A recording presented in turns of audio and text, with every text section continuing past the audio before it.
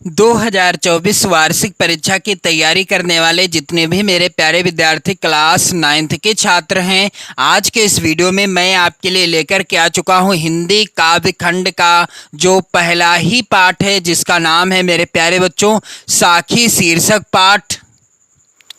और इस पाठ के रचनाकार कौन हैं तो आप सभी लोग ध्यान दीजिएगा, कबीर दास जी हैं। कबीर दास जी के द्वारा यह पाठ रचित है और कबीर दास जी के द्वारा यह पाठ रचित है जिसकी साखी संख्या 5 यहाँ पर आप ध्यान दीजिएगा। जब मैं था तब गुरु नहीं, अब गुरु हैं हम नाही, प्रेम गली यति साकरी, तामे दो न समाही। इस साखी का आज के इस वीडियो में मैं आपको संदर्भ, प्रसंग और सबसे सरल व्याख्या बताऊंगा, और व्याख्या ऐसी बताऊंगा जो आपके दिमाग में बस जाएगी, जिसे आप चाह कर भी नहीं भूल पाओगे। जी हाँ मेरे प्यारे बच्चों, आपसे मैं 100% की गारंटी लेता हूं कि यदि आप वीडियो को गौर से अच्छे से देखते हैं, अपनी नोट्स भी बनाते हैं, तो आपको व्याख्या तो बिल्कुल रटना ही नहीं पड़ेगा। सीधा मैं आपके दिमाग में व्याख्या बैठाने का प्रयास करूंगा। बस आप वीडियो को अच्छे से देखिएगा और ज़्यादा से ज़्यादा मित्रों में शेयर भी कर देना। और साथ ही साथ यदि आप चैनल पर नए हो तो चैनल को जरूर सब्सक्राइब कर लेना। और मेरे प्यारे बच्चों, आपसे एक और निवेदन है कि कबीर दास जी के द्वारा रचित साखी संख्या 4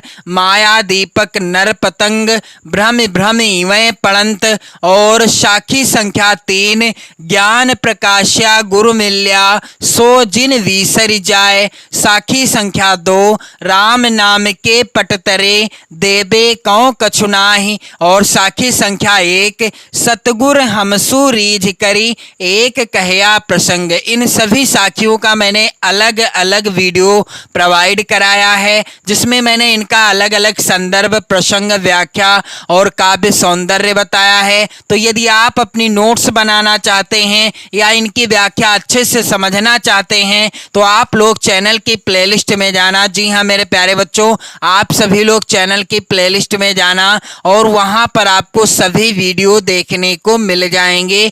आप वहां से अपनी नोट्स भी बना पाएंगे वीडियो के माध्यम से, और व्याख्या भी अच्छे से समझ में आ जाएगी। तो आपको संदर्भ कैसे लिखना है, तो यहाँ पर पहले तो आप चाहें तो आप पद्यांश के यानी किसी भी पद्यांश का जब आप संदर्भ लिखें उसके शुरुआत के शब्दों को जरूर लिख लें, जैसा कि यहाँ पर मैं आपको बता रहा हूँ, जब मैं था, इस तरीके से। फिर डॉट डॉट कर दें, लास्ट के शब्दों को लिख दें, ना समाही, इस तरीके से काले पेन से आप हेडिंग जरूर डाल दें। फिर इसके बाद आप संदर्भ हेडिंग डालें। तो यहाँ पर संदर्भ क्या होगा, प्रस्तुत साखी हमारी पाठ्य पुस्तक हिंदी, आप काले पेन से लिखिएगा। जितना मैंने रेड पेन से, लाल पेन से लिखा है, आप सभी लोग ये सब काले पेन से लिखिएगा।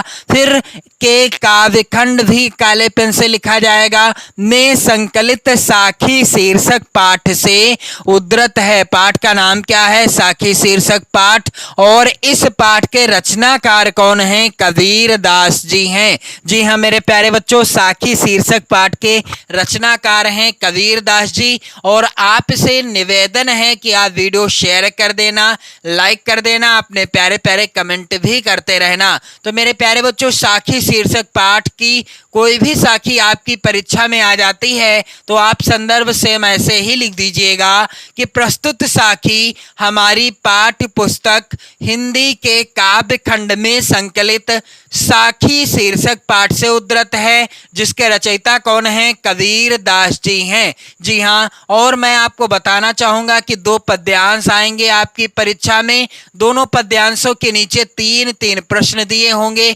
आपको किसी एक पद्यांश के नीचे दिए गए 3 प्रश्नों का उत्तर देना होगा, जिसके लिए आपको कुल 6 नंबर मिलेंगे। और मैं आपको बताना चाहूंगा कि ये जो 3 प्रश्न होंगे, पहला प्रश्न होगा संदर्भ पर आधारित, दूसरा प्रश्न होगा रेखांकित अंश की व्याख्या पर आधारित, और तीसरा प्रश्न होगा काव्य सौंदर्य पर आधारित, जिसमें पूछ लिया जाएगा, जैसे यहाँ पर है, प्रस्तुत साखी किस छंद में लिखी है, या इसमें कौन सा अलंकार है, या इसकी भाषा क्या है। इस तरीके का कोई भी प्रश्न आए आप जरूर कर लोगे। तो चलिए इसका जो है प्रसंग क्या होगा मेरे प्यारे बच्चों, इस तरीके से प्रसंग हेडिंग डाल देना काले पेन से।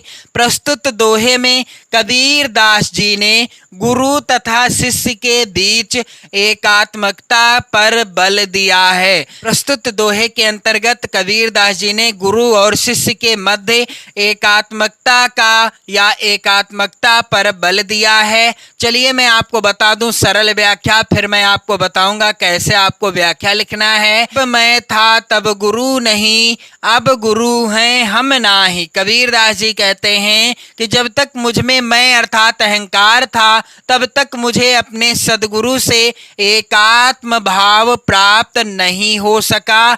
मैं गुरु और स्वयं को दो समझता रहा। जब मैं था तब गुरु नहीं, अब गुरु हैं हम नाही। कबीर दास जी कहते हैं कि जब तक मेरे अंदर अहंकार था, तब तक मुझे सदगुरु के दर्शन नहीं हुए थे, यानी सदगुरु की प्राप्ति नहीं हुई थी। अब गुरु हैं हम नाही, और जब मुझे गुरु मिल गए हैं तो मेरे अंदर का मैं जो है वह क्या हो गया है, अहंकार क्या हो गया है, अब नहीं बचा है। प्रेम गलियत साकरी तामे दो न समाहि। कबीर दास जी कहते हैं कि मैं गुरु और स्वयं को दो समझता रहा, लेकिन है बात क्या कि प्रेम साधना का जो मार्ग है वह क्या है, वह बड़ा सकरा है। प्रेम साधना का मार्ग बहुत ही सकरा है। प्रेम गली अति साकरी, प्रेम साधना का मार्ग बड़ा सकरा है। और तामे दो न समाहि, और उस पर एक होकर ही चला जा सकता है, यानी गुरु और मैं यानी हमको एक होना ही पड़ेगा, तब जाकर उस गली पर चला जा सकता है। तो चलिए मैं आपको बता दूं कि व्याख्या आपको कैसे लिखना है मेरे प्यारे बच्चों। जब मैं था तब गुरु नहीं, अब गुरु हैं हम नाही। कबीर दास जी कहते हैं, इस तरीके से आप व्याख्या जरूर हेडिंग डाल देना काले पेन से। कबीर दास जी कहते हैं कि जब तक मुझ में मैं अर्थात अहंकार था, तब तक मुझे अपने सदगुरु से एकात्म भाव प्राप्त नहीं हो सका, यानी मुझे सदगुरु नहीं मिल पाए। और प्रेम गली यति साकरी तामे दो न समाहि। कबीर दास जी क्या कहते हैं कि मैं गुरु और स्वयं को दो समझता रहा, यानी मैं गुरु को अलग समझता था और स्वयं को अलग समझता था। लेकिन बात क्या है, प्रेम गलियत साकरी तामे दो न समाहि। कबीर दास जी कहते हैं कि अतः मैं प्रेम साधना में असफल रहा। क्यों? क्योंकि प्रेम साधना का जो मार्ग है वह बड़ा सकरा है, उस पर एक होकर के ही चला जा सकता है। प्रेम गलियत साकरी तामे दो न समाहि, यानी प्रेम गली जो है वह प्रेम साधना का जो मार्ग है वह बहुत सकरा है, उस पर दो होकर के नहीं चला जा सकता है। तो मेरे प्यारे बच्चों, उम्मीद करता हूं आपको व्याख्या अच्छे से समझ में आ गई होगी। चलिए काव्य सौंदर्य क्या होगा, काले पेन से आप हेडिंग डाल देना काव्य सौंदर्य। और क्या हो जाएगा काव्य सौंदर्य, प्रस्तुत दोहे में पहला बिंदु है, प्रस्तुत दोहे में कबीर दास ने साधक को अहंकार रहित होने की आवश्यकता पर प्रकाश डाला है। यानी जो साधक होता है, यानी हमें अपने अहंकार को दूर कर लेना चाहिए। प्रस्तुत दोहे में कबीर दास जी ने साधक को अहंकार रहित होने की आवश्यकता पर प्रकाश डाला है। अगला बिंदु है भाषा। तो मैं आपको बता चुका हूं कई वीडियो में कि साखी शीर्षक पाठ के जितने भी साखियां हैं, जितनी भी साखियां हैं, उन सभी साखियों की भाषा क्या है, सधुक्कड़ी भाषा है। अगला बिंदु है रस, तो यहाँ पर भी शांत रस है। अगला बिंदु है छंद, तो यहाँ पर छंद क्या हो जाएगा, दोहा छंद हो जाएगा।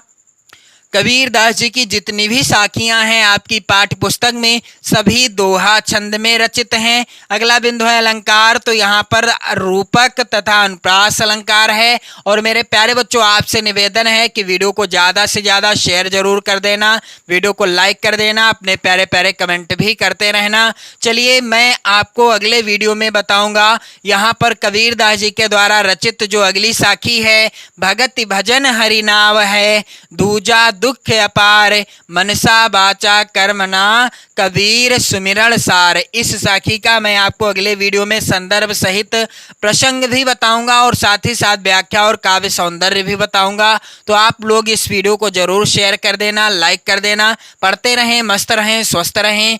जय हिंद।